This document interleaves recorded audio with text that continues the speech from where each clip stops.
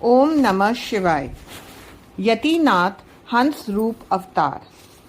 अर्बुद पर्वत के समीप एक भील रहता था जिसका नाम आहुक था।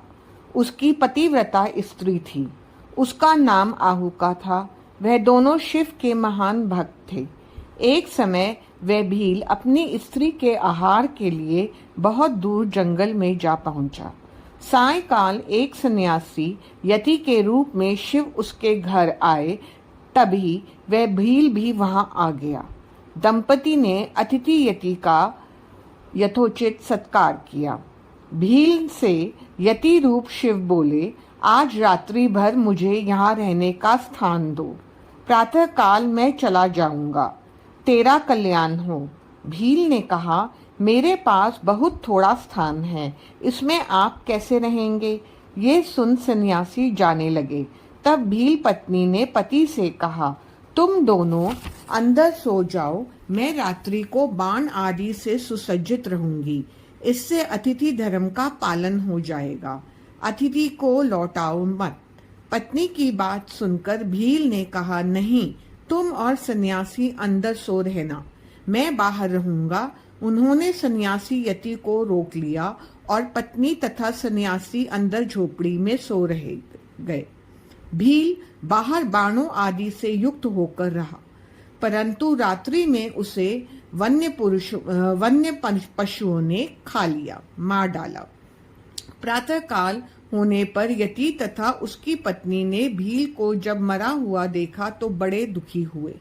इस पर भील की पत्नी ने सन्यासी से कहा, हे यतिवर, आप दुखी ना हो। मेरे पति ने अपने प्राण धर्म में दृढ़ रहकर गवाए हैं। मैं इनके साथ सती हो जाऊंगी, क्योंकि यही सनातन धर्म है। तुम निश्चिंत होकर यथास्थान जाओ। ऐसा कहकर वह भील पत्नी चिता बनाकर भस्म होने लगी। तभी शिवजी साक्षात प्रकट हो गए। उन्होंने वरदान दिया कि तुम दोनों दूसरे जन्म में राजा रानी होगे तथा मेरा सन्यासी रूप वाला शरीर तुम्हारी हंस होकर सहायता करेगा। शिव के प्रसाद से भील राजा होकर निषाद देश में उत्पन्न हुए। उसका नाम नल हुआ। उसकी पत्नी विदर्भ राजा की पुत्री दमयंती हुई।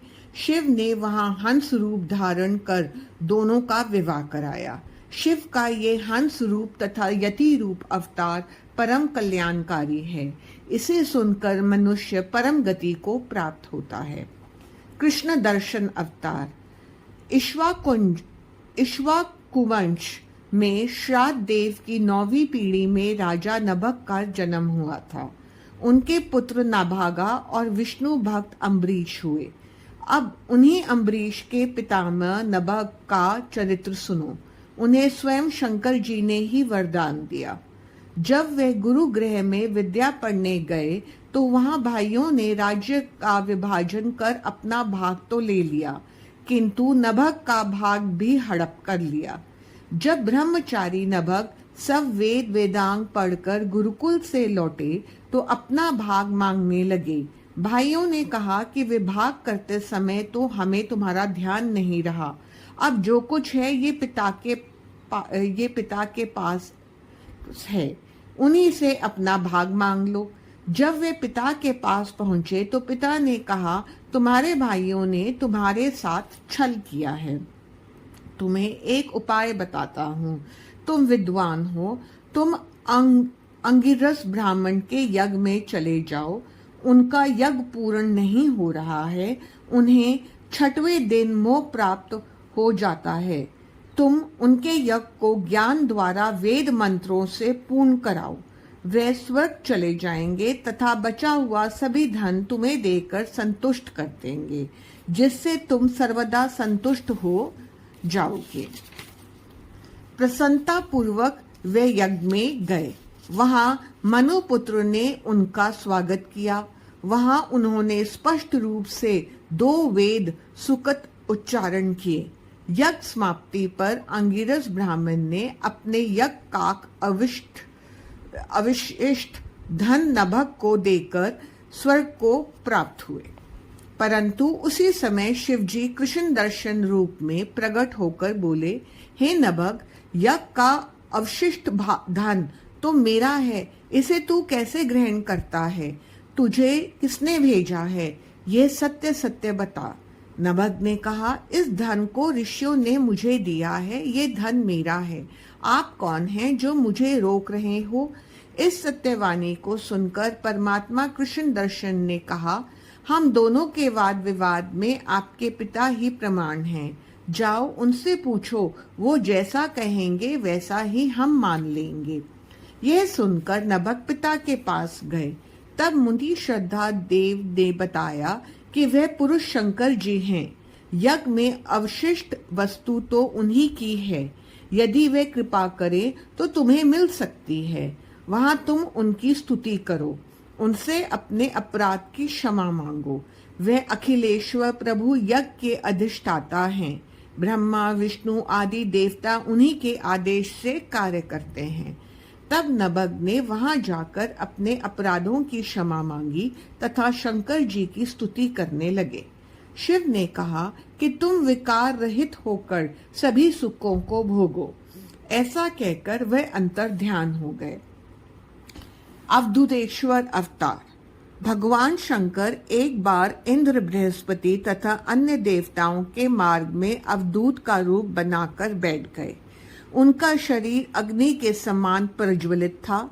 इंद्र ने रूप धारण कर बैठे लंबे पुरुष से पूछा कि शंकर भगवान अपने स्थान पर हैं या कहीं गए हुए हैं। इस पर मदनाशक शिव ने कोई उत्तर नहीं दिया। इंद्र ने कई बार पूछा परंतु वह चुप रहे। तब इंद्र को राज्य का मद होने पर क्रोध आ गया। क्रोध कर बोला कि मैं तुझे अभी व्रज से मार देता हूँ, देखे फिर तुझे कौन बचाता है। यह कह इंद्र ने उस दिगंबर को मारने के लिए वज्र उठाया, परंतु वह वज्र उन पर चल ना सका और इंद्र का हाथ वहीं स्तंभित हो गया। तब इंद्र क्रोध से जलने लगा, परंतु शंकर जी के उस क्रोध को देखकर बृहस्पति जी ने जान लिया कि ये ही पुरुष साक्षात शंकर हैं। यह देखकर उन्होंने शंकर जी को प्रणाम किया तथा अनेकों प्रकार से शिव की स्तुति की। इंद्र के प्राणों की रक्षा की। इससे गुरु बृहस्पति जी का नाम जीव पड़ा। भिक्षुवर्य अवतार। विदर्भ नगर में एक सत्यरथ नाम का राजा हुआ था। उसने शिव धर्म का सेवन करते हुए बहुत सा समय व्यतीत किया, परंतु वह राजा शत्रुओं के द्वारा आक्रमण करने पर मार डाला गया। उसकी पटरानी गर्भवती थी। वह छिपकर एक जंगल में एक वट वृक्ष के नीचे जाकर बैठ गई। वहां उसके एक पुत्र हुआ। वह प्यास से व्याकुल हो एक सरोवर से जल पीने को गई तो उसे मगर ने भक्षण कर लिया। उस बालक पर शिव को दया आई। उनकी प्रेरणा से एक भिखारिन उस बालक के पास आई। वह सद्योजात बालक पर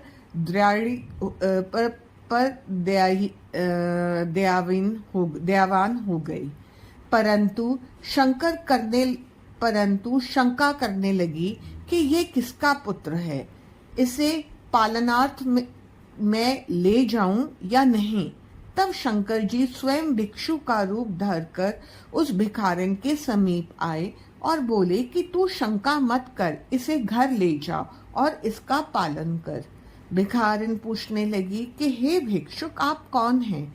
क्या शंकर हैं जो मुझ पर दया की है? कृपा करके ये बतावें कि ये कौन है, किसका है, यहाँ कैसे असहाय पड़ा है। तब भिक्षु रूप शिवजी बोले, ये राजा सत्यरथ का पुत्र है। वह युद्ध में शत्रुओं द्वारा मर चुका है। इसकी माता पानी पीने सरोवर पर गई थी कि वहां मगर ने उसे भक्षण कर लिया। अब इसका तुम निशंक होकर पालन करो। तब भिक्षुनी ने फिर पूछा कि इसके पिता तथा माता की इस प्रकार मृत्यु कैसे हुई। तब वह भिक्षु के रूप में जो शिव थे वो कहने लगे, हे ब्रह्माणी, ये राजा सत्यरथ पूर्व जन्म में पांडु थे। एक बार वह शिव पूजन पर बैठे थे कि मंत्रियों ने जाकर समाचार दिया कि शत्रु चढ़ आए हैं। पांडु ने बिना सोचे समझे ही यह तय कर लिया कि ये लोग मंत्री वेश में ही शत्रु आए हैं। उसने शिव पूजन समाप्त करके उठकर उनका सिर काट लिया तथा बिना पूजन करके रात्रि में ही भोजन कर लिया था।